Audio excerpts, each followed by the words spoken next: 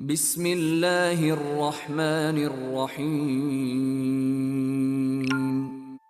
দয়াময় পরম দয়ালু আল্লাহর নামে।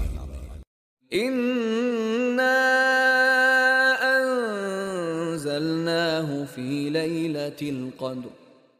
নিশ্চয়ই আমি কুরআন অবতীর্ণ করিয়াছি মহিমান্বিত রজনীতে।